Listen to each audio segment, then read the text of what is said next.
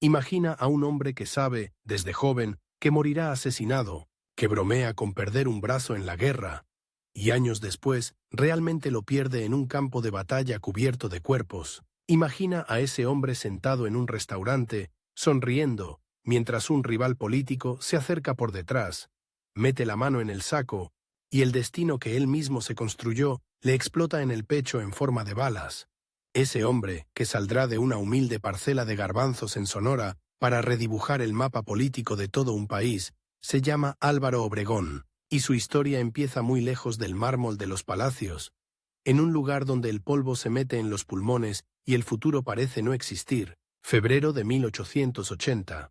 En la hacienda de Siquisiba, cerca de Guatabampo, en Sonora, el viento levanta remolinos de tierra que golpean las paredes de adobe, como si quisieran tirarlas abajo. Dentro de una casa sencilla, una mujer joven, novia salido, suda y grita. En sus manos, literalmente, está el futuro de su familia. Afuera, la Revolución Mexicana aún no existe. Porfirio Díaz gobierna con mano de hierro y nadie, absolutamente nadie, imagina que, en esa habitación mal iluminada, está naciendo uno de los hombres que, décadas después, hará temblar los cimientos del régimen porfirista y de todo lo que venga después. El niño llora. Le ponen por nombre Álvaro. Su segundo apellido, Obregón, pesa, pero no por nobleza, sino por tragedia. Cuando él apenas cumple un año, su padre, Francisco Obregón, muere. El hogar se queda sin figura paterna, sin ingresos estables, sin protección. Zenobia, de golpe, se ve viuda, con varios hijos y una tierra ingrata que exige más sudor del que una sola persona puede ofrecer. Es ahí, en esa combinación de carencia, tierra dura y una madre que no se rinde, donde empieza a forjarse el carácter brutalmente práctico de Álvaro. De niño, Álvaro no tiene juguetes finos. Sus juguetes son piedras, herramientas viejas, piezas rotas de maquinaria agrícola que otros darían por basura. Pero él no ve basura, ve problemas que se pueden resolver. Lo fascinan las cosas que se mueven, los engranajes, las palancas, mientras otros niños repiten de memoria la historia oficial de héroes con bigotes perfectos. Él aprende, casi a escondidas, algo que será su verdadera arma décadas después: cómo hacer que una máquina trabaje mejor, produzca más, rinda más, cómo, en resumen, exprimirle resultados a lo poco que se tiene. La vida en Sonora, a finales del siglo XIX, es una mezcla de belleza salvaje y violencia silenciosa. La frontera con Estados Unidos está cerca.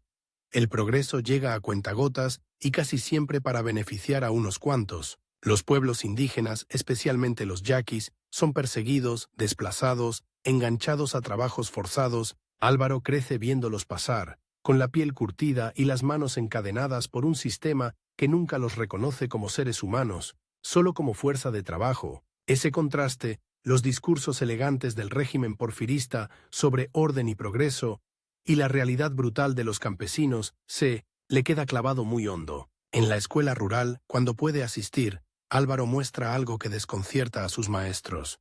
No es el niño más disciplinado, pero sí es el que entiende más rápido, absorbe lo que le sirve y desecha lo que no. No le interesa ser un repetidor de frases ajenas. Le interesa comprender cómo funciona el mundo que tiene enfrente, y sobre todo entender cómo torcerlo a su favor. Esa mezcla de inteligencia fría y carisma natural será más adelante su arma secreta. A los pocos años ya está trabajando. El concepto de infancia, que hoy defendemos con tanta fuerza, para él es un lujo inexistente. Trabaja en el campo, siembra, cosecha, siente en la espalda el peso de las jornadas largas y el sol implacable, pero también empieza a notar algo. Hay patrones y hay peones, hay hacendados que viven en casonas con pisos de mosaico y hay familias enteras que duermen en el suelo de tierra. Esa línea divisoria no le gusta. No le gusta estar del lado de los que reciben órdenes. No le gusta la sensación de que su destino ya fue escrito por otros. Cuando es adolescente, la figura de Porfirio Díaz domina México como una sombra larguísima. Se habla de ferrocarriles, de inversiones extranjeras, de modernidad, pero en los pueblos de Sonora, las vías del tren sirven, sí, para mover mercancías, y también para sacar de sus tierras a comunidades enteras. Obregón entiende pronto la lógica del régimen: estabilidad a cualquier precio, progreso para unos, miseria justificada para otros. Y aunque aún no se declara abiertamente en contra, algo dentro de él una especie de brújula interna, se va alineando hacia el conflicto. Antes de ser general, antes de ser presidente, Álvaro será maestro, empleado, comerciante, mecánico improvisado. Su vida no es una línea recta hacia el poder, es una serie de zigzags, de oficios tomados por necesidad. Da clases en una escuelita, prueba suerte en pequeños negocios y, sobre todo, empieza a experimentar con la agricultura de una forma que muchos en su región consideran casi absurda. Elige un cultivo que pocos ven venir, el garbanzo. No es glamuroso, no es símbolo de nada heroico, pero Obregón ve en ese grano una oportunidad de oro. Construye, adapta y repara máquinas para trillar y procesar garbanzo. Calcula, prueba, se equivoca, vuelve a intentar. La imagen de un joven de bigote incipiente, cubierto de polvo, afinando los tornillos de una máquina improvisada, está muy lejos de la de un caudillo montado en un caballo blanco, pero ahí, entre el aceite y el metal, se está formando el estratega. Entiende de costos, de tiempos, de rendimientos, aprende a tomar decisiones rápidas, porque cada día de retraso es dinero que no entra y comida que no llega a la mesa. Sin saberlo, está entrenando para la guerra. Hay una escena que se repetirá muchas veces en su vida. Álvaro, de pie, mirando un problema enorme. Una máquina descompuesta, un campo, sin agua, un enemigo superior en número, y diciéndose a sí mismo: tiene que haber una manera. No se permite la queja larga. Enfoca, analiza, actúa. Y si la solución no existe, la inventa. Esa manera de enfrentar la realidad será la misma con la que, más adelante, diseñe batallas contra ejércitos aparentemente invencibles. Pero antes de la pólvora viene el primer gran giro íntimo.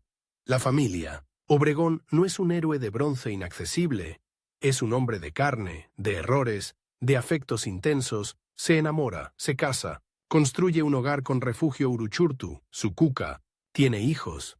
Y de pronto, la idea del futuro ya no es solo una abstracción. El futuro tiene ojos, voz y hambre. El fracaso ya no lo afectaría solo a él, sino a toda una casa que depende de su capacidad para prever, arriesgar y ganar. Mientras tanto, en el resto del país, comienzan a oírse murmullos peligrosos. En 1910, Francisco I. Madero lanza su desafío contra Porfirio Díaz. El sufragio efectivo, no reelección, corre como fuego entre las clases medias y sectores inconformes. En Sonora, esos ecos llegan filtrados, mezclados con chismes y temores. Álvaro escucha, observa, le intriga esa idea de que el poder pueda cambiar de manos no por muerte natural, sino por voluntad popular, pero también sospecha. Sabe que los discursos por sí solos no derriban sistemas que llevan décadas enraizados. La revolución estalla. Cañones, manifestaciones, levantamientos. Sin embargo, al principio, la vida de Obregón no cambia de golpe. Sigue con sus negocios, con sus máquinas, con sus cosechas. Desde la distancia ve pasar trenes llenos de tropas. Se corren historias de haciendas incendiadas, de federales colgando a rebeldes de los mezquites. Para muchos en Sonora, la revolución es una tormenta lejana, pero esa tormenta está avanzando, metro a metro, hacia ellos. En 1911 cae Porfirio Díaz. Madero asume la presidencia. El país, lejos de pacificarse, entra en un estado de tensión permanente. Los viejos porfiristas conspiran. Los caudillos regionales desconfían del nuevo presidente. Los campesinos sienten que las promesas se diluyen. Obregón mira todo esto con una mezcla de escepticismo y esperanza. No es un maderista ferviente, pero sí entiende que algo se ha movido. El viejo orden ya no es intocable. Y entonces, en 1913, la historia se parte en dos. La decena trágica. El golpe de Victoriano Huerta. El asesinato de Madero. México vuelve a ser gobernado por la bota militar, por la traición más descarada. Las noticias llegan hasta Sonora como cuchilladas. El presidente que prometió democracia ha sido eliminado por la fuerza de siempre. Para muchos es la señal de que nada cambia, de que todo intento de reforma está condenado. Para otros es el detonante que necesitaban para decir: hasta aquí. Entre esos otros empieza a perfilarse Álvaro Obregón. Hasta ese momento, su compromiso político había sido tibio, observador, pero Huerta, el usurpador, es demasiado. En Sonora, las élites regionales se niegan a reconocerlo. Venustiano Carranza, en Coahuila, se levanta con el Plan de Guadalupe. El país se llena de hombres que, con diferente tipo de ambición, se presentan como salvadores de la patria. Y es en ese caldo de cultivo donde el agricultor sonorense va a entrar a la historia como algo más que un buen administrador de garbanzos. Aquí aparece otro elemento clave de su vida: la competencia, el rival. En el norte ya se escucha el nombre de otro caudillo que se está volviendo leyenda: Francisco Pancho Villa. Para muchos, Villa es el verdadero genio militar del norte. El hombre que toma pueblos enteros como si jugara ajedrez con huesos humanos. La prensa lo mitifica, los corridos lo celebran. Obregón, desde Sonora, ve cómo esa figura crece, y, aunque todavía serán aliados contra Huerta, en el fondo, muy en el fondo, se abre un espacio para la comparación. ¿Quién manda realmente en el norte? ¿Quién será recordado como el gran estratega? Sin que nadie lo diga en voz alta, una carrera ha comenzado. Álvaro da el paso. Deja de ser solo productor y se convierte en militar improvisado. Pero no entra a la guerra como un loco con rifle. Entra como lo que es: un organizador frío. Recluta hombres. Muchos de ellos no han empuñado un arma en su vida. Son campesinos, obreros, incluso algunos aventureros. No forman un ejército profesional. Son una masa humana con rabia, miedo y esperanza. Y Obregón tiene poquísimo tiempo para convertirlos en algo funcional. Los federales le pisan los talones. Si no se organiza rápido, si no impone disciplina, Sonora puede caer bajo el puño de Huerta en cuestión de semanas. Este es su primer gran límite de tiempo real.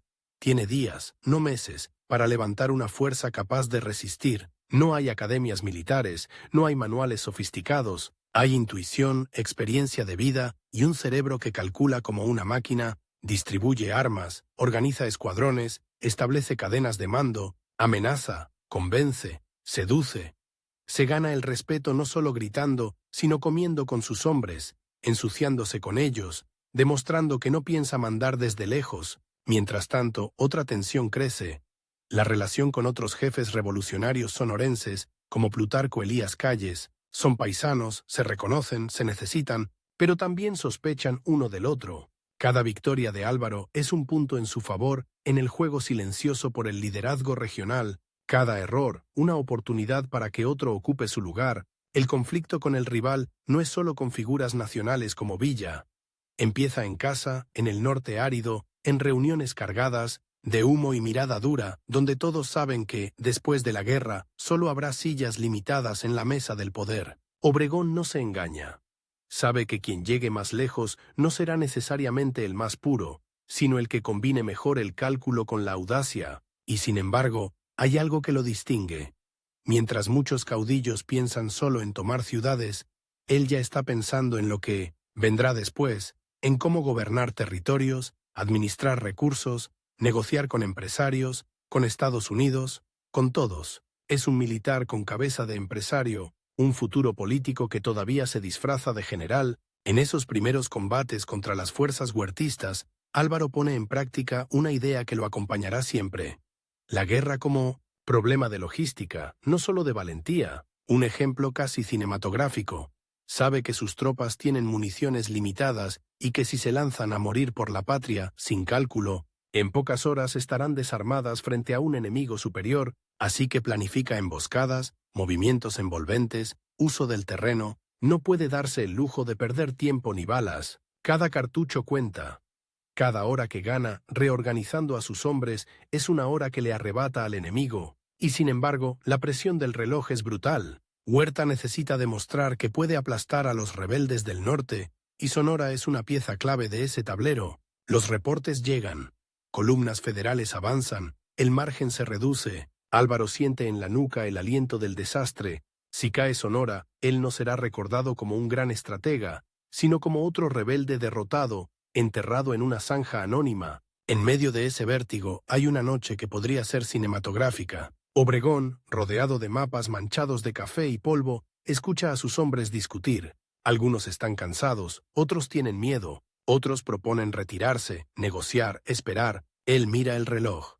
Sabe que al amanecer tendrá que tomar una decisión que puede costarle todo: lanzarse a un combate en condiciones desventajosas o ceder terreno estratégicamente, arriesgando el ánimo de sus tropas y la confianza de sus aliados. No estamos aún frente al famoso general de Celaya, pero ya se vislumbra al hombre que, una y otra vez, elegirá el riesgo calculado sobre la seguridad mediocre. Al otro lado del mapa, en algún punto del norte, Pancho Villa también está moviendo piezas, ganando batallas y titulares. La competencia silenciosa se intensifica. No se han enfrentado, todavía no son enemigos declarados, pero el país no tendrá espacio para dos héroes máximos del norte. Uno de los dos acabará dominando la narrativa, y Álvaro Obregón, el niño huérfano de Sonora, que aprendió a hacer rendir el garbanzo hasta el último grano, está decidido a que el futuro no lleve solo el nombre de Villa. La madrugada está por romper. El tiempo que le queda para organizar su primer gran golpe contra el régimen de Huerta se agota. Los jefes regionales esperan su decisión. Carranza observa desde la distancia, evaluando a ese sonorense que podría ser, o no, su espada más afilada. La pólvora, el sudor, la ambición y el miedo se mezclan en el aire. Álvaro mira otra vez el reloj, cierra los ojos un segundo y, sin saberlo, pone un pie definitivo en el camino que lo llevará del polvo, de Sonora a los salones donde se decide el destino de México. Y un día, a una mesa de restaurante, donde alguien, celoso de su poder, apretará un gatillo, la madrugada que tanto temía por fin llega, y parece una broma cruel del destino. El cielo está limpio, los gallos cantan, el aire huele a humedad y tierra fresca. Nada indica que, en las siguientes horas, hombres que ayer cortaban garbanzo van a abrirse el vientre a bayonetazos en nombre de la patria. Álvaro Obregón, con el sombrero echado hacia atrás y los ojos inyectados de desvelo, sabe que no tiene semanas, ni meses. Tiene unas cuantas horas para demostrar si es un agricultor armado o el general que va a cambiar el curso de la revolución. Sus primeros enfrentamientos serios contra las tropas huertistas en Sonora son un caos controlado. Muchos de sus hombres no saben disparar más allá de unos pocos metros. Algunos, en pleno combate, se agachan a recoger cartuchos como si fueran semillas. A otros les tiemblan las manos tanto que apenas pueden cargar el fusil. Del otro lado vienen soldados con uniforme, con experiencia, con oficiales acostumbrados a matar sin dudar. Sobre el papel, Obregón está perdido, pero el papel no contempla una cosa: su obsesión casi enfermiza por sacar ventaja de cualquier desbalance. Mientras otros jefes revolucionarios se lanzan a cargas frontales heroicas, él mira los cerros, los cauces secos, las vías del tren, calcula ángulos de tiro, zonas de fuego cruzado, rutas de retirada, coloca ametralladoras donde nadie las espera, ordena cavar zanjas y parapetos como si se tratara de regar un campo, en líneas, con lógica, pensando en el flujo, en el rendimiento. La valentía, para Obregón, sin cálculo, es desperdicio. Y desperdiciar, lo aprendió de niño, es pecado mortal. En uno de esos choques iniciales, cerca de Nogales, ocurre una escena que sus hombres no olvidarán. Las tropas federales avanzan confiadas, creyendo que tienen a los rebeldes contra la pared. De pronto, el tren que debía traerles refuerzos y municiones es detenido, descarrilado, rodeado. No fue casualidad. Obregón había pasado noches enteras estudiando los horarios, calculando justo en qué punto del trayecto el convoy estaría más vulnerable. Mientras los federales, desconcertados, miran el humo del tren atacado, sus líneas se desmoronan. Los campesinos mal armados que los siguen acaban de descubrir que pueden derrotar a un ejército profesional. Si alguien piensa por ellos con la frialdad de un relojero, el eco de esas victorias llega rápido a los oídos de Venustiano Carranza, el primer jefe del movimiento constitucionalista, en un norte plagado de caudillos improvisados. Ese agricultor sonorense, que gana batallas con menos hombres y menos balas, empieza a llamar la atención. Carranza, que no es precisamente un ingenuo, comprende que ahí hay un instrumento útil y potencialmente peligroso. Mientras tanto, más al oriente, otro nombre truena como truena un disparo en la noche. Francisco Pancho Villa arrasa con las fuerzas federales en Chihuahua, Durango, Zacatecas. La prensa lo pinta como un genio militar casi invencible. Dos meteoros avanzan desde el norte hacia el centro de México, y el cielo del país no está hecho para dos soles. La presión del tiempo se vuelve asfixiante. Huerta está cercado diplomáticamente por Estados Unidos, que incluso ocupa Veracruz en 1914, pero dentro del país todavía controla la capital y buena parte del aparato militar. Carranza ordena avanzar cuanto antes. Necesita resultados antes de que la política internacional le arrebate la victoria. Obregón recibe el mensaje con un nudo en el estómago. No basta resistir en Sonora, hay que salir, tomar plazas, cortar líneas, llegar al corazón del régimen. Cada ciudad que no caiga a tiempo es una ficha a favor del dictador. La campaña avanza como una marcha sobre vidrios rotos. Obregón toma plaza tras plaza en el noroeste, asegurando Sinaloa, cruzando hacia el Bajío, sumando voluntarios, desarmando viejos caciques porfiristas. La disciplina que impone a sus hombres es brutal. Hay fusilamientos ejemplares por saqueo, castigos por deserción, órdenes que se cumplen sin discusión. Muchos lo odian en silencio, pero combaten mejor. Otros, al verlo comer las mismas raciones que ellos, remar en la misma barca, empiezan a creer que ese general manchado de grasa y pólvora no los dejará tirados a la primera. Cuando Huerta finalmente cae, en julio de 1914, después del avance combinado de constitucionalistas, Obregón, Villa, Pablo González, México no respira alivio, contiene la respiración. Las tropas revolucionarias que antes marchaban juntas hacia un enemigo común, ahora se miran entre sí, midiendo fuerzas, contando cañones. ¿Quién mandará en el nuevo país? ¿El civil de barba blanca que se proclama defensor de la legalidad, Venustiano Carranza? ¿El centauro del norte idolatrado por el pueblo llano? ¿O ese sonorense silencioso que, sin corridos ni poses, acumula victorias estratégicas? La Convención de Aguascalientes, convocada para unificar al movimiento revolucionario, se convierte en un teatro de sombras. Villa y Emiliano Zapata empujan hacia un proyecto más radical, apoyados por jefes que desconfían del elitismo de Carranza. El primer jefe, desde Veracruz, se niega a someterse. El país se parte en dos, convencionistas contra constitucionalistas. Y en medio de esa fractura, Álvaro Obregón tiene que elegir. Muchos esperaban que se inclinara por Villa, el general popular, el que inspira lealtad espontánea, pero él, que siempre mira más allá del aplauso de hoy, se mantiene del lado de Carranza. Es una apuesta altísima. De un lado, la simpatía de buena parte del pueblo y de los combatientes rasos. Del otro, la legitimidad política, el discurso de la Constitución. Obregón opta por la ley, pero también por algo menos confesable. Sabe que junto a Carranza hay más espacio para una mente como la suya. Villa, con su carisma desbordado, no comparte el protagonismo fácilmente. Con Carranza, en cambio, puede convertirse en el brazo armado indispensable, el hombre sin el cual el Barbón no sobreviviría ni una campaña. La guerra ahora es entre revolucionarios, y el reloj vuelve a correr en contra. Carranza necesita frenar a Villa antes de que éste tome la Ciudad de México y se siente en la silla presidencial con la misma naturalidad con la que se sube a un caballo. El encargo recae en Obregón. Detener al caudillo más temido del país, no en años, no en muchas campañas, en unas cuantas batallas decisivas, en llanuras que pronto se cubrirán de cadáveres de hombres que semanas antes gritaban el mismo «¡Viva la Revolución!». Celaya, abril de 1915. El Bajío es un mar de tierra plana, sin montañas protectoras, sin bosques donde esconderse. Villa llega con miles de hombres, con la fama de invencible y una caballería que parece un huracán cuando se lanza al galope. Obregón, en cambio, cava. Cava zanjas, trincheras, coloca alambradas, sitúa ametralladoras, levanta un infierno geométrico en medio de la nada. Sabe que si intenta medirse a Villa a caballo, está muerto. Necesita convertir al centauro en un toro atrapado en un corral de balas. Los días que preceden al choque son una tortura. Sus propios oficiales dudan. «Mi general, no podemos dejar que se nos vengan encima así. Nos van a pasar por encima». Otros, enamorados de la épica, piden un ataque frontal. Obregón se mantiene frío. Mira el reloj, mira el horizonte, mira los telegramas que anuncian los movimientos villistas, sabe que solo tiene una oportunidad.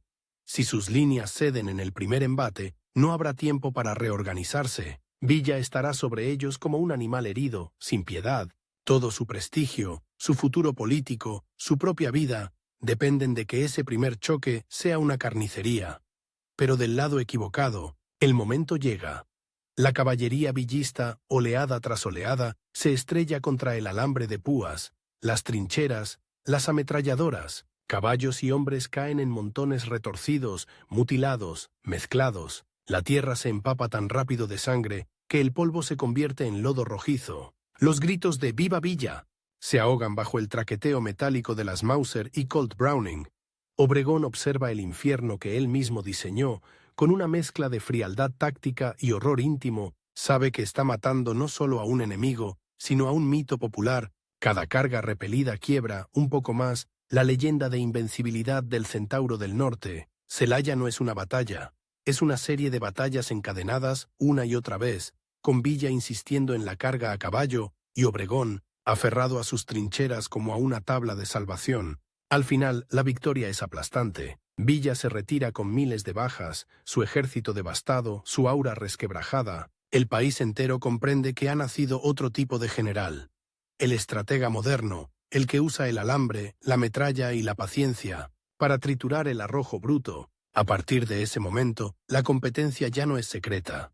El gran nombre militar del norte no es solo Villa, es también Álvaro Obregón. Pero la guerra no ha terminado. Villa, herido en su orgullo y en su fuerza, todavía es peligroso. La persecución continúa por León, por el Bajío, por el norte. En una de esas acciones, cerca de León, Guanajuato, en Santa Ana del Conde, ocurre el giro que marcará para siempre la imagen de Obregón. En medio del combate, mientras dirige personalmente una maniobra, una granada explota demasiado cerca, un estallido, un fogonazo blanco, un silencio súbito. Cuando el humo se disipa, un brazo cuelga destrozado, sostenido apenas por jirones de carne. Es el suyo.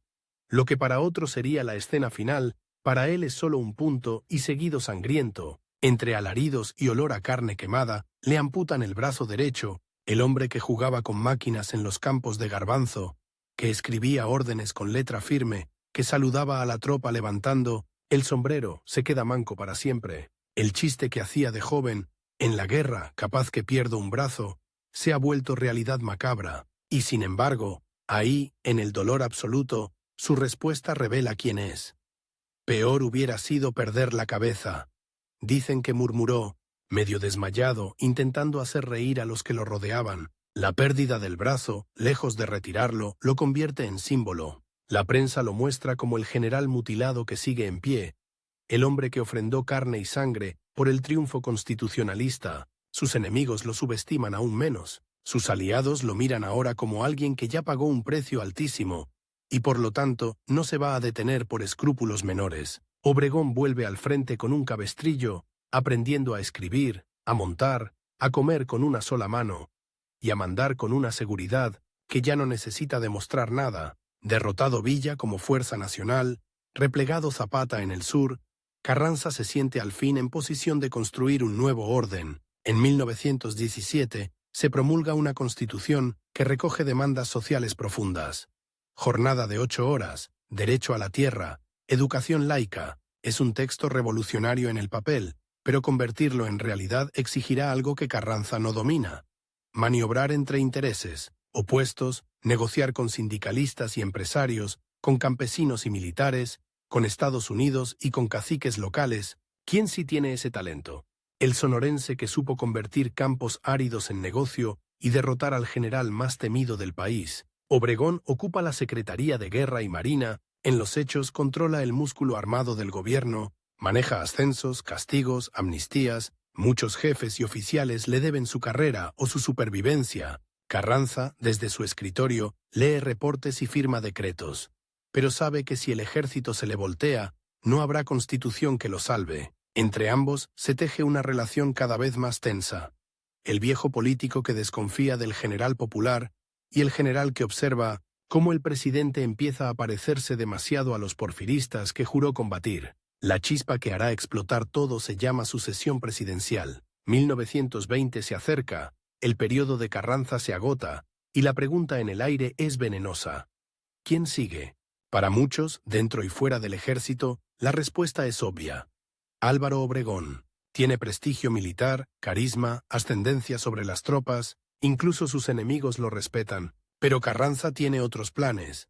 Pretende imponer a un civil poco conocido, Ignacio Bonillas, embajador en Washington, un hombre sin base propia, perfecto para ser manejado desde las sombras. Obregón entiende el mensaje, no es solo que lo excluyan, es que buscan neutralizarlo. Si acepta disciplinarse, se convertirá en adorno. Si se rebela, arriesga todo lo ganado. Una vez más, el reloj corre. Carranza maniobra para desarmar a los sonorenses, para mover tropas leales a la capital, para dejar a sus rivales aislados. El sonorense, mientras tanto, se retira oficialmente a su hacienda.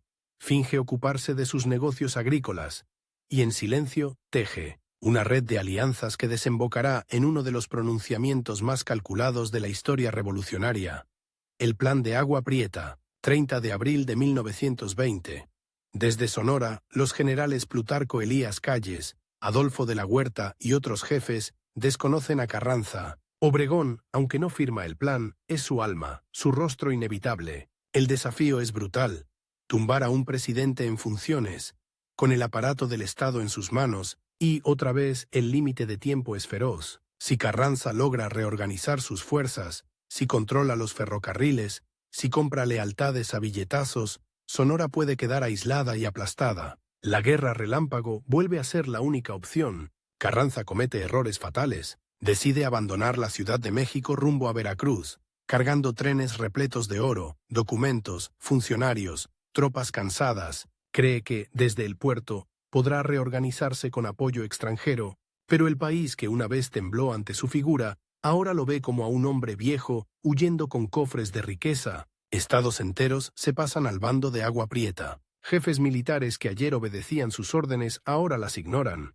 Los telegramas que Obregón recibe cada mañana son una lista creciente de adhesiones. El reloj, esta vez, corre a su favor. La caravana de Carranza avanza hacia el oriente como un animal herido. Falta combustible, faltan rieles seguros, sobran traiciones. En la Sierra de Puebla, cerca de Tlaxcalantongo, el último acto se consuma. En la madrugada del 21 de mayo de 1920, oficiales que supuestamente lo protegen lo acribillan en una choza donde intentaba dormir unas horas. El hombre que una vez se creyó dueño del destino de México muere en la oscuridad, rodeado de barro y silencio. No habrá funerales imperiales ni despedidas multitudinarias. Su final es una advertencia brutal para cualquiera que crea que la revolución perdona las debilidades. En la capital, Adolfo de la Huerta asume la presidencia provisional, pero todos saben que el verdadero centro de gravedad se ha movido hacia otro cuerpo. El de Álvaro Obregón, el general Manco, el vencedor. De Villa, el cerebro detrás de Agua Prieta. Las pocas voces que se atreven a sugerir otro candidato para la elección de 1920 son silenciadas por una realidad simple. Sin Obregón, no hay estabilidad posible. Con él, tal vez México tenga, por primera vez en una década, un gobierno que no nazca condenado a la guerra desde el primer día. Obregón acepta la candidatura con una mezcla de cálculo y fatalismo. Sabe que la presidencia no es un trofeo, sino una trampa, que cada enemigo vencido en el campo de batalla puede intentar vengarse en la política, en las urnas, en emboscadas de salón. Para asegurar la paz, pacta incluso con su antiguo gran rival, Francisco Villa. Le ofrece amnistía, una hacienda en Canutillo, garantías para vivir retirado a cambio de abandonar definitivamente la lucha armada. Es un movimiento arriesgado, casi cínico. Domesticar al centauro, convertir al mito en hacendado, muchos no lo perdonan. Otros respiran aliviados. Cuando finalmente se abren las urnas de 1920, el resultado es abrumador. No hay sorpresa. Álvaro Obregón arrasa. El campesino que de niño recogía piedras en Siquisiba, el mecánico improvisado de máquinas de garbanzo, el general que diseñó mataderos perfectos en Celaya y dejó un brazo en el campo de León, está a punto de sentarse en la silla envenenada de la presidencia de México. Sus enemigos susurran que es un dictador en potencia. Sus partidarios lo ven como el único capaz de apagar el incendio revolucionario sin apagar también las esperanzas de cambio. Lo que nadie sabe todavía es que el precio de ese poder, el precio de cada decisión tomada a contrarreloj, de cada rival neutralizado, de cada pacto sellado con sangre o con tinta, no se ha terminado de cobrar. El reloj que lo persigue desde los campos de Sonora seguirá marcando, implacable, mientras el nuevo presidente entra a Palacio Nacional, con paso firme y sombra larga, dispuesto a demostrar que también se puede gobernar un país como se dirige una batalla, calculando, arriesgando y aceptando que, tarde o temprano, alguien apuntará contra ti. La primera mañana que Álvaro Obregón despierta como presidente de México, no huele a pólvora. Huele a cera de piso y tinta fresca. Afuera, los cañones callaron. Adentro, los relojes de Palacio Nacional siguen marcando la hora exacta en que Porfirio Díaz, Madero y Huerta tomaron decisiones que costaron miles de vidas. El contraste es brutal. El general Manco, que organizaba trincheras en Celaya, ahora se sienta ante un escritorio gigantesco, con plumas, finas, timbres y teléfonos. Y sin embargo, el enemigo sigue siendo el mismo de siempre. El tiempo. Tiene 4 años exactos para demostrar que la revolución no fue solo una carnicería inútil. 4 años para pacificar a un país exhausto, antes de que otro caudillo decida que puede hacerlo mejor a punta de balazos. Desde el primer día, el palacio le pesa como armadura ajena. Las paredes están perforadas por impactos de bala de levantamientos anteriores. Los pasillos están llenos de burócratas que sobrevivieron a todos los regímenes y ya aprendieron a agacharse ante cualquier jefe. Obregón camina entre ellos con su figura recia, la manga vacía doblada y prendida con un alfiler, como una advertencia silenciosa. Aquí manda alguien que ya perdió carne por este país, pero la guerra que le espera es distinta. Ya no son caballos y trincheras, son presupuestos, decretos, huelgas, notas diplomáticas, balas invisibles que pueden ser igual de mortales. El mapa que ahora se extiende sobre su escritorio no marca posiciones militares. Señala regiones hambrientas, vías férreas destruidas, haciendas arrasadas, ciudades llenas de viudas y huérfanos. El país entero es un campo de batalla después del combate. Tierras sin sembrar, escuelas cerradas, fábricas paradas, la presión es inmediata. Los obreros, organizados en la CROM, exigen salarios, garantías, contratos colectivos. Los campesinos reclaman la tierra prometida desde el Plan de Ayala. Los empresarios tiemblan, temen expropiaciones masivas, y detrás de todos, silencioso pero atento, está el vecino del norte, Estados Unidos, observando si este nuevo presidente será amigo, enemigo, o un problema que hay que derribar antes de que crezca. Obregón sabe que, si intenta gobernar solo con el uniforme, está perdido. Necesita símbolos nuevos. Llama a José Vasconcelos y le lanza una misión casi suicida. Llene usted este país de escuelas, haga que los niños lean algo más que partes de guerra. Con un presupuesto mínimo y un entusiasmo casi religioso, Vasconcelos recorre pueblos, contrata maestros, organiza campañas de alfabetización, se abren miles de escuelas rurales, se imprimen libros baratos, se pintan murales en paredes desnudas, en patios de pueblos que jamás vieron un maestro, se escucha por primera vez el abecedario. Para muchos, la revolución por fin tiene algo que ofrecer que no sea muerte. Pero mientras la tiza empieza a sonar sobre los pizarrones, detrás del telón se arma otra coreografía mucho más peligrosa para sostener las escuelas, pagar al ejército, reconstruir los ferrocarriles. El gobierno necesita dinero, y el dinero, en un país en ruinas, está atrapado en concesiones petroleras, en bancos desconfiados, en manos extranjeras que aún miran a México con recelo desde la guerra revolucionaria. Sin reconocimiento diplomático de Estados Unidos, no hay créditos, no hay tratados, no hay respiro. Washington observa a Obregón como se observa a un caballo difícil. ¿Se domará o habrá que sacrificarlo? Las presiones llegan en forma de notas formales, pero el mensaje es brutalmente simple.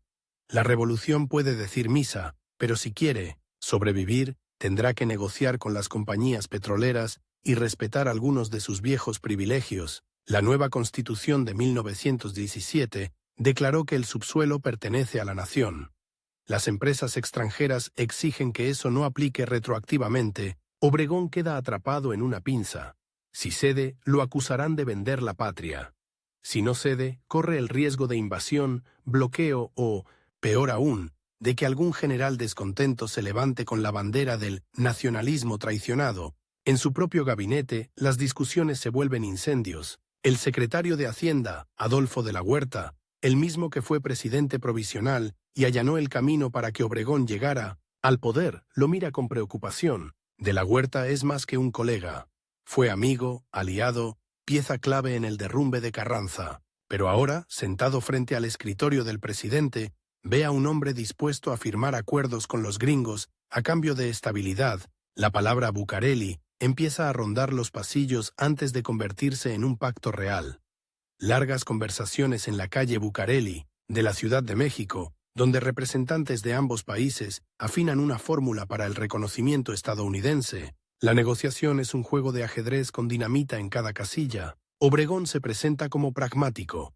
Promete respetar ciertos derechos adquiridos de las compañías petroleras a cambio de que Washington lo reconozca y deje de coquetear con generales descontentos. Acepta revisar concesiones, pagar reclamaciones, discutir indemnizaciones, No hay un solo día sin presiones, sin amenazas disfrazadas de preocupaciones.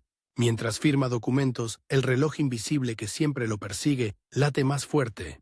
Si no consigue el reconocimiento pronto, el país se le puede desmoronar entre las manos. Maestros sin sueldo, soldados sin paga, obreros sin trabajo, un cóctel perfecto para otro levantamiento. Sus críticos lo acusan de traidor, panfletos anónimos lo pintan entregando el petróleo a yanquis sonrientes. En las cantinas se murmura que Obregón se vendió. Él, en privado, se defiende con la brutalidad de siempre.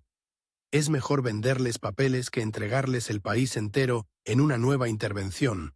Pero la duda cala, incluso entre los suyos, y la grieta más peligrosa se abre justo donde menos la esperaba. En el corazón de su propio círculo sonorense, Adolfo de la Huerta, desde Hacienda, ve con horror las concesiones que se negocian. Para él, la revolución tenía que significar una ruptura clara con el viejo sometimiento ante el extranjero. Obregón, en cambio, ve la revolución como una fuerza que debe sobrevivir, aunque tenga que ensuciarse las manos. Ambos comparten origen, batallas, amigos muertos, pero no comparten la misma tolerancia al cinismo, y en política, cuando la ética y el pragmatismo chocan, la amistad suele ser la primera víctima. Mientras las plumas rascan papeles en Bucareli, el país sigue hirviendo. Los zapatistas del sur, ahora sin Zapata, desconfían de todo lo que huela a arreglo de élites. Los villistas replegados miran con recelo cada decreto, y, como si el destino quisiera recordarle a Obregón que su verdadera profesión es la guerra, en 1923, un disparo en Parral apaga para siempre la vida de Francisco Pancho Villa, el viejo rival que se había retirado a la hacienda de Canutillo. La noticia sacude al país. Oficialmente, Villa había sido amnistiado. En los hechos, sus enemigos nunca dejaron de temerle. Muchos señalan al presidente como autor intelectual del crimen. No hay pruebas definitivas, pero la lógica de la época es implacable. En un México lleno de hombres armados, las coincidencias casi no existen. La muerte de Villa elimina a un posible foco de rebelión, pero también le arranca a Obregón cualquier margen de inocencia ante la opinión pública. El mensaje que muchos leen entre líneas es claro. Este presidente está dispuesto a todo para asegurar la estabilidad, todo, incluso borrar del mapa a un mito viviente, y mientras el eco de los balazos de Parral se apaga, otro conflicto va tomando forma, más silencioso, más íntimo, y mucho más peligroso. Se llama sucesión presidencial. Otra vez, la historia parece un disco rayado. El periodo de Obregón, según la Constitución, termina en 1924. No hay reelección. La revolución se levantó, entre otras cosas, contra la reelección indefinida de Porfirio Díaz. Obregón lo sabe mejor que nadie. Sabe que si intenta alargar su estancia en el poder, se convertirá en aquello que juró destruir. Pero también sabe que, si se limita a retirarse sin más, todo el edificio que ha construido puede colapsar en manos del sucesor equivocado. Hay dos nombres fuertes en la baraja: Plutarco Elías Calles, su compañero de armas, duro, anticlerical, organizador incansable, y Adolfo de la Huerta, popular, carismático, con fama de honesto, querido por amplios sectores del ejército y de la clase media. La lógica parecería inclinarse hacia de la Huerta. Fue presidente provisional, tiene imagen de pacificador, no carga con tantas enemistades, pero Obregón desconfía. Ve en él a un hombre que podría, desde la presidencia, intentar recortar la influencia del viejo grupo sonorense, y sobre todo la suya. Con Calles, en cambio, comparte un vínculo más áspero, pero más claro. Sabe que es un operador implacable, que no tiembla ante el conflicto, que puede controlar a los sindicatos y llevar al extremo las políticas que él apenas empezó. Lo ve como el heredero ideal para consolidar las bases del nuevo Estado posrevolucionario, o tal vez como alguien lo suficientemente fuerte para garantizar que nadie intente borrarlo del mapa cuando él deje el cargo. La decisión se cocina en noches de desvelo, entre informes, listas de lealtades, mapas de rebeliones potenciales. Finalmente, Obregón se la juega. El candidato oficial para 1924 será Plutarco Elías Calles. Para Adolfo de la Huerta, el anuncio cae como un balazo por la espalda. El hombre que una vez fue presidente interino, que manejó las finanzas del país en tiempos imposibles, que negoció con acreedores y calmó a generales, se entera de que el puesto que muchos consideraban casi suyo fue entregado a otro, a un amigo, sí, pero también a un competidor dentro del mismo reducido círculo de sonorenses que domina el poder. Lo que para Obregón es un movimiento estratégico, para De la Huerta es una traición en toda regla. La ruptura no tarda en hacerse visible. De la Huerta renuncia a la Secretaría de Hacienda. Sus discursos se vuelven más críticos. Empieza a recibir visitas de generales inconformes, de políticos desplazados, de enemigos del régimen que ven en él una bandera limpia para enfrentar al presidente Manco y a su candidato Calles. En cantones militares de Veracruz, Tamaulipas, Yucatán,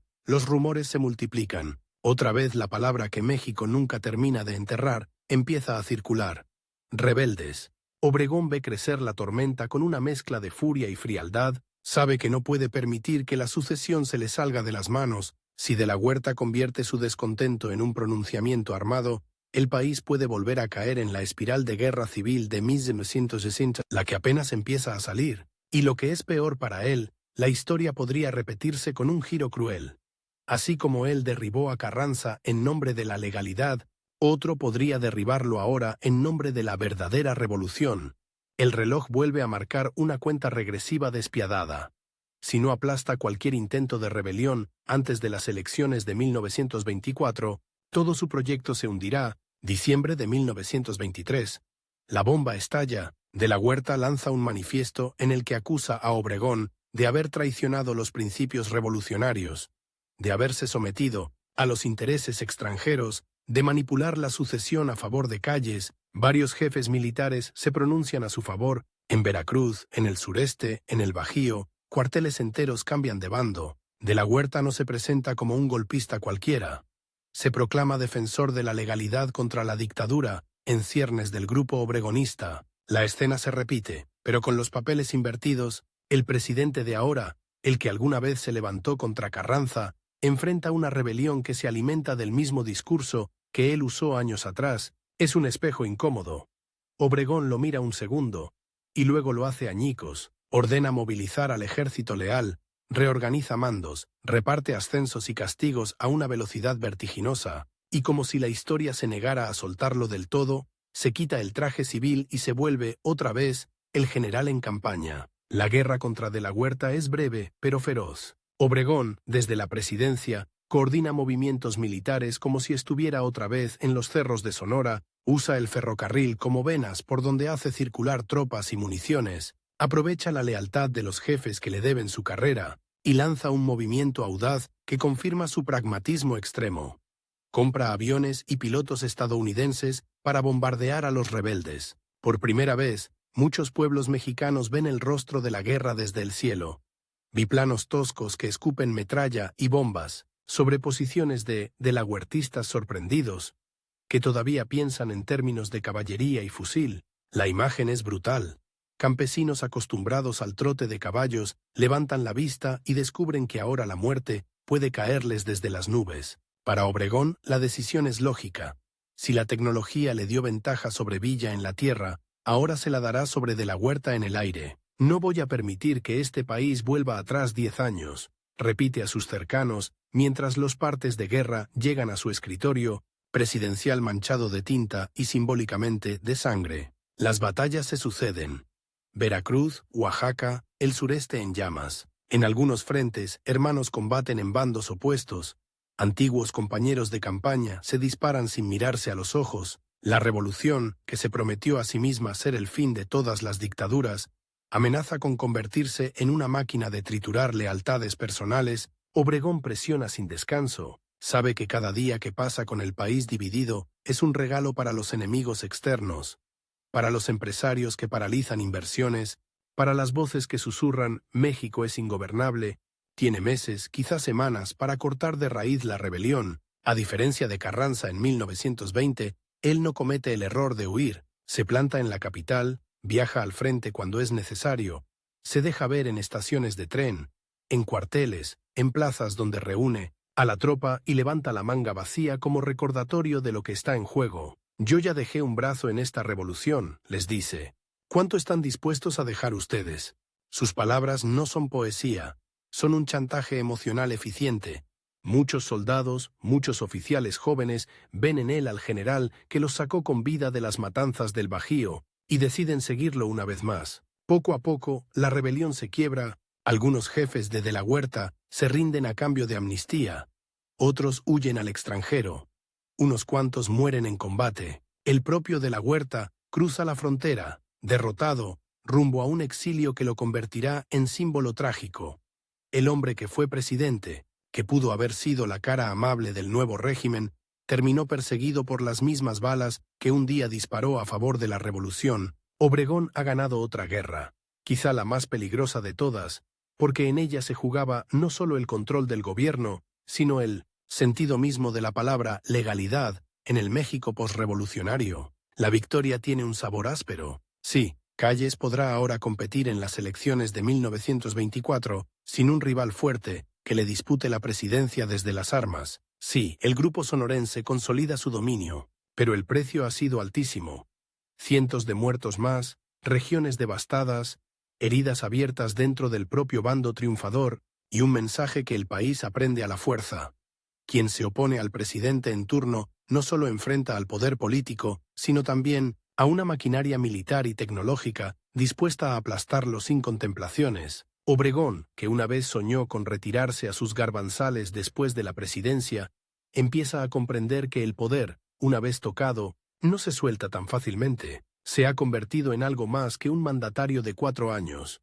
Es el árbitro supremo, el jefe de jefes dentro de un sistema que ya huele a partido hegemónico, a disciplina vertical, a línea que se acata sin discusión. Calles será el nuevo presidente, sí, pero nadie ignora que su sombra, gruesa y mancada, seguirá proyectándose sobre Los Pinos y sobre Palacio Nacional, mientras supervisa los últimos detalles de la transición, mientras firma nombramientos, mientras decide quiénes serán premiados y quiénes quedarán relegados por su papel en la rebelión de la Huerta.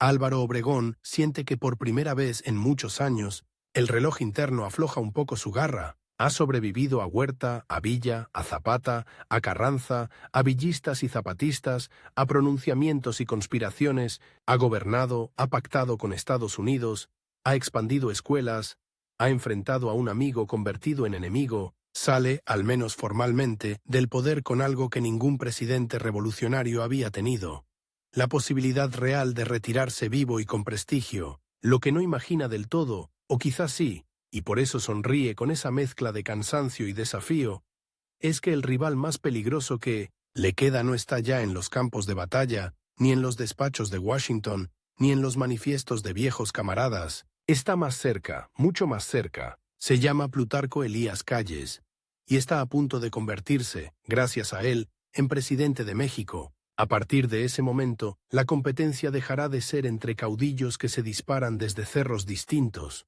para convertirse en una guerra silenciosa entre dos hombres que se conocen demasiado bien, que se deben todo y que precisamente por eso saben mejor que nadie cómo destruirse si llega el momento, y ese momento se acerca paso a paso mientras el general Manco se aleja de Palacio mirando de reojo una silla que, en el fondo, nunca dejó de reclamarle. Álvaro Obregón cree que al dejar la presidencia por fin podrá dormir sin oír cañones.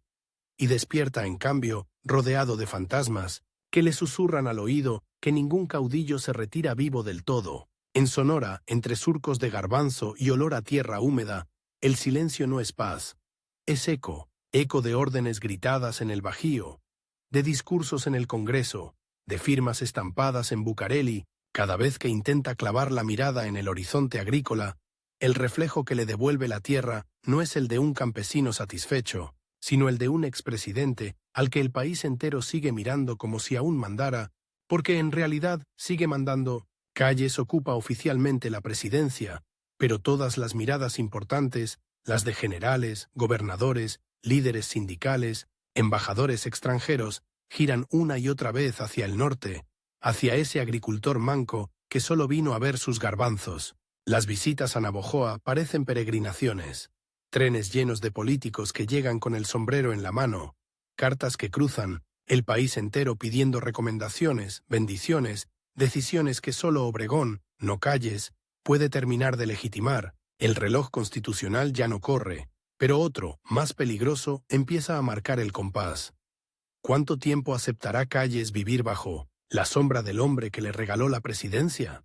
En la Ciudad de México, Plutarco Elías Calles siente ese peso como una piedra en el pecho. Él también es sonorense, también combatió, también sangró, pero a los ojos de muchos sigue siendo el Delfín de Obregón.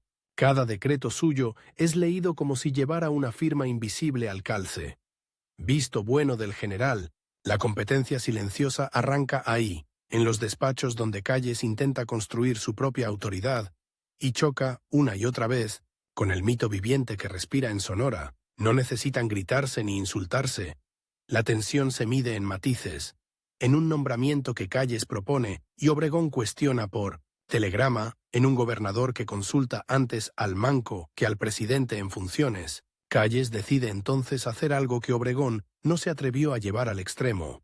Disciplinar al país a través del Estado, cueste lo que cueste, endurece el control sobre sindicatos, impulsa reformas económicas, pero sobre todo abre un frente brutal contra la Iglesia Católica. La Constitución de 1917 ya había marcado límites duros, pero estaban medio dormidos. Calles los despierta a bofetadas. En 1926 promulga la llamada Ley Calles. Regula al detalle a los sacerdotes, les exige registrarse, limita su número, castiga con cárcel a quienes desafíen al Estado. Para millones de campesinos devotos, de mujeres que crecieron rezando el rosario, de curas de pueblo, que son la única autoridad estable, aquello no es una reforma legal, es una declaración de guerra, y la guerra responde. En pueblos de Jalisco, Michoacán, Guanajuato, los templos cierran sus puertas, las campanas dejan de sonar por orden episcopal, el culto público se suspende, el vacío se llena rápido de rabia. Campesinos que ayer gritaban «¡Viva la revolución!», ahora empuñan rifles viejos al grito de «¡Viva Cristo Rey!». Nace la cristiada, una rebelión religiosa que convierte procesiones en columnas armadas y rezos en consignas de combate. El país, otra vez, se parte en dos: el México que ve en la Iglesia al enemigo del progreso, y el México que ve en el gobierno al enemigo de Dios. En Sonora, Obregón observa la tormenta con una mezcla de incomodidad y cálculo. No le entusiasma la cruzada anticlerical desbocada, pero sabe que criticar a Calles abiertamente podría romper el delicado equilibrio entre ambos. Es aquí donde el viejo instinto de supervivencia se mezcla con la ambición. Obregón percibe que el país, cansado de tanta radicalidad, empieza a añorar la figura del árbitro que sabe negociar con todos. Con gringos, con sindicatos, con generales, empiezan a circular rumores de que solo su regreso podría domar el conflicto religioso, apaciguar al campo, darle rumbo a un Estado que parece disfrutar demasiado de la confrontación, y al mismo tiempo él mismo se da cuenta de algo inquietante. Su nombre sigue teniendo un peso político que muy pocos en la historia de México han tenido. ¿De verdad va a conformarse con ver ese capital deshacerse entre manos ajenas? El obstáculo, sin embargo, es mayúsculo. La Constitución prohíbe la reelección inmediata. La revolución se identificó, desde su origen, con la consigna antiporfirista de sufragio efectivo, no reelección. Volver a la presidencia sería, en apariencia, traicionar uno de los dogmas fundacionales del movimiento que él mismo ayudó a encumbrar, pero donde otros ven muros, Obregón ve fisuras. Calles, necesitado del prestigio del viejo general y preocupado por el desorden que se le escapa en el campo, se muestra dispuesto a una cirugía constitucional. Una reforma que permita la reelección no consecutiva no es el regreso del porfirismo, argumentan, sino la maduración del sistema. La maniobra es un desafío directo al calendario sagrado de la revolución. Al modificar la Constitución en 1926 para permitir que un expresidente vuelva al poder después de un periodo fuera, están abriendo una puerta hecha a la medida de Obregón. Él mismo lo sabe. El tiempo vuelve a volverse un arma.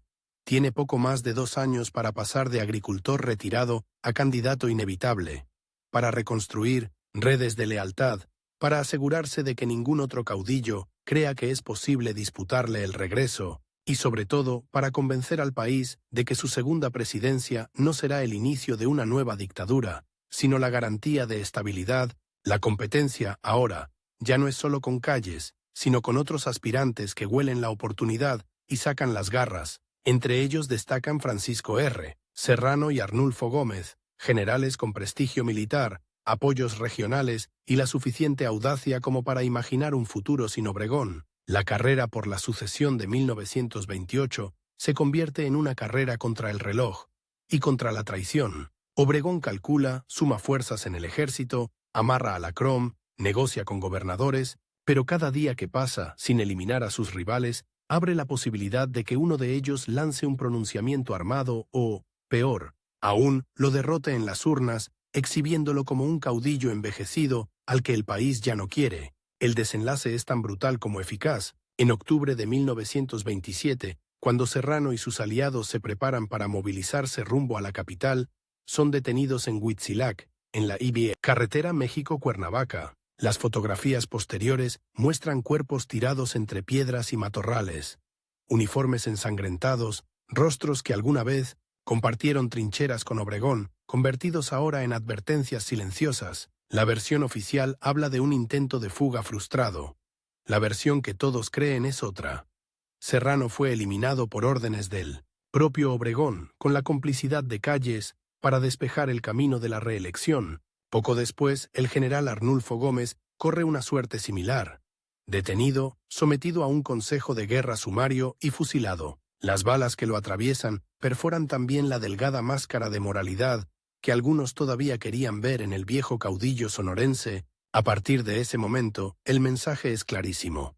La candidatura de Obregón no se discute, se acata. Quien se atraviese en el camino puede terminar igual que Serrano o Gómez, convertido en nota de 8 columnas y en ejemplo aleccionador para cualquier ambicioso. El país entiende que el general Manco no ha perdido la puntería, solo cambió de escenario. La campaña electoral de 1928, entonces, no es una competencia real, sino una coronación anunciada. Las plazas se llenan de mítines donde se mezcla la devoción sincera con el miedo práctico. Obreros que recuerdan aumentos salariales, campesinos que recibieron ejidos, maestros rurales que aprendieron a leer bajo los programas de Vasconcelos, todos repiten el mismo mantra.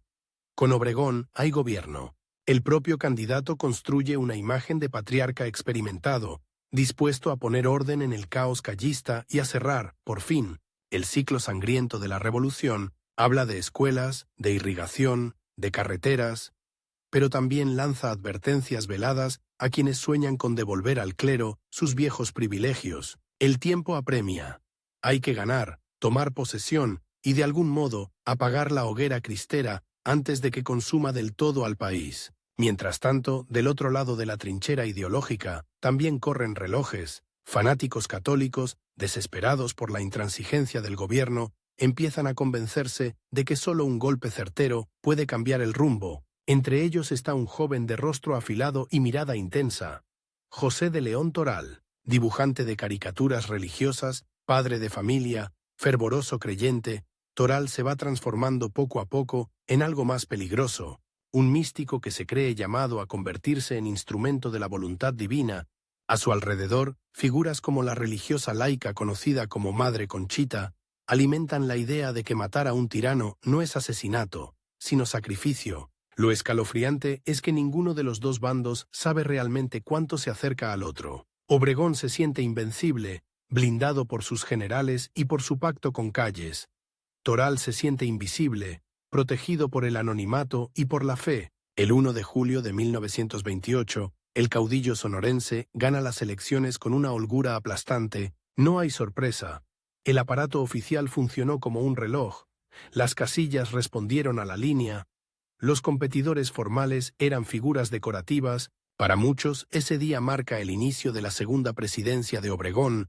Para el destino, marca el inicio de una cuenta regresiva implacable.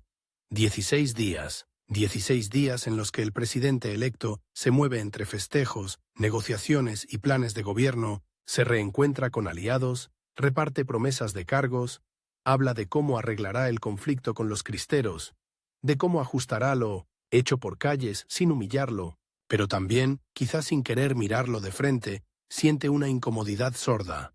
Sabe que su regreso al poder no entusiasma a todos, que hay viejos enemigos vivos, que el fanatismo religioso está desatado, que la herida de Serrano y Gómez sigue supurando. Aún así, se aferra a la idea de que su experiencia, su habilidad para negociar, su fama de hombre duro, bastarán para mantenerlo a salvo. Es como si creyera que la revolución le debe una excepción a la regla de que los caudillos mueren a tiros. El 17 de julio de 1928, en el restaurante La Bombilla, en San Ángel, esa ilusión se hace polvo. El banquete es una celebración de triunfo.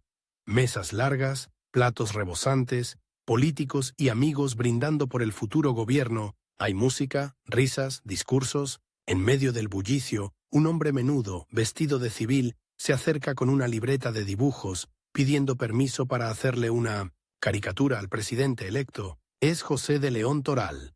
Nadie lo revisa a fondo. Sus movimientos se pierden entre los de periodistas, fotógrafos, curiosos. Obregón, de buen humor, acepta, se sienta, posa, bromea con los presentes. Algunos relojes marcan la 1 de la tarde, otros, invisibles, marcan el final de una era. Toral finge trazar líneas en el papel, como si estuviera capturando el perfil recio del general. De pronto se levanta ligeramente, da un paso, y en lugar de lápiz, saca un arma corta, dispara a quemarropa. Los primeros balazos son confundidos por algunos como petardos de fiesta. Otros se quedan paralizados, sin comprender. Pero la sangre que salpica el mantel blanco corta de raíz cualquier duda. Obregón recibe varios impactos en el cuerpo y en la cabeza. Cae hacia atrás, la silla se tambalea, los vasos se vuelcan, hay gritos, estampida, humo de pólvora mezclado con el aroma del mole y del vino. Algunos intentan linchar a Toral en el acto. Otros se quedan clavados frente al cuerpo inerte, incapaces de aceptar que el hombre, que sobrevivió a 100 batallas y a un brazo arrancado, haya caído ante un solo pistolero solitario.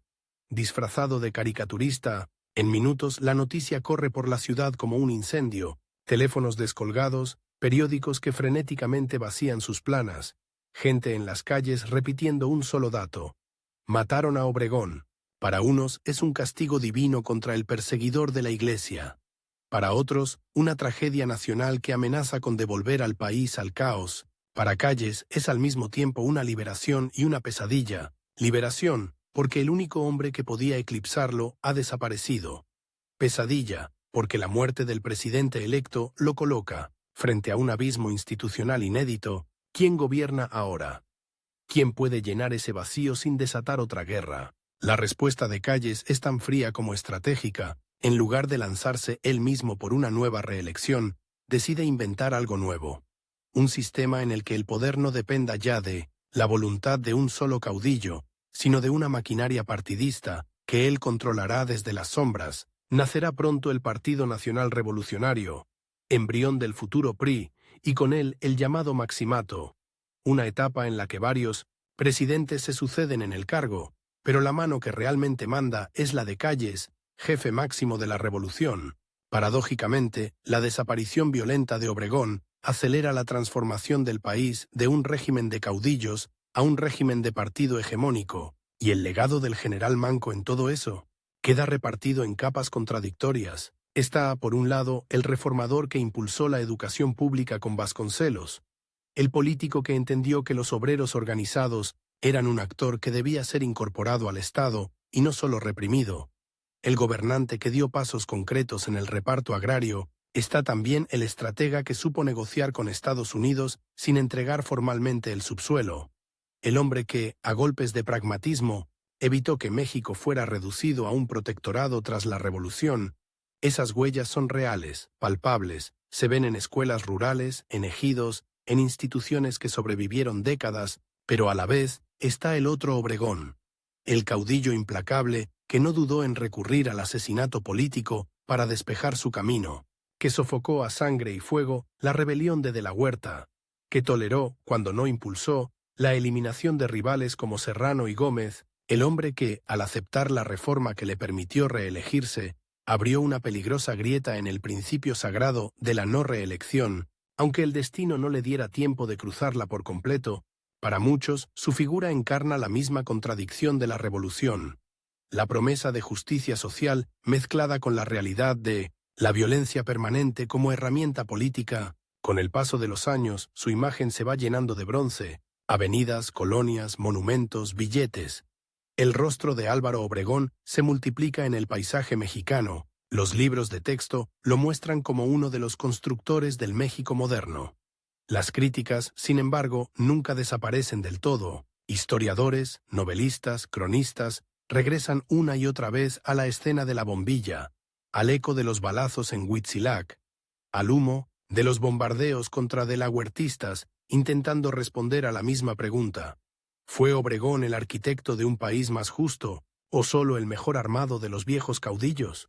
Quizá la imagen más honesta de su legado esté en su propio cuerpo, un hombre que gobernó con un brazo menos, recordatorio permanente del precio de la guerra, y que sin embargo no dudó en seguir apostando a la violencia cuando le convenía, un líder que quiso llenar de escuelas un territorio sembrado de tumbas, pero que nunca terminó de renunciar a las balas como último argumento. Su vida, cortada a tiros en una comida de celebración, es como ese cuerpo mutilado, poderosa, influyente, pero inevitablemente incompleta. La revolución que ayudó a levantar prometía paz y justicia. Lo que dejó tras de sí fue un país que todavía, décadas después, seguía buscando cómo dejar de depender de hombres fuertes para sostenerse en instituciones, y sin embargo hay algo innegable. A partir de Álvaro Obregón, México entendió que el poder presidencial podía ser más que la voluntad caprichosa de un dictador. Podía ser un espacio de negociación entre fuerzas sociales, un tablero donde se movieran obreros, campesinos, empresarios, militares, intelectuales. Que ese tablero se haya construido con sangre no borra su existencia. Cada vez que un campesino firma un título de ejido, cada vez que un niño entra a una escuela pública en un pueblo perdido, cada vez que el presidente en turno entrega el poder a otro en una ceremonia pacífica, una parte de esa historia, con sus luces y sus sombras, lleva, ineludiblemente, la huella de aquel general sonorense que, aun sin un brazo, se empeñó en moldear el país a su manera. Y pagó con la vida por atreverse a creer que podía volver a hacerlo.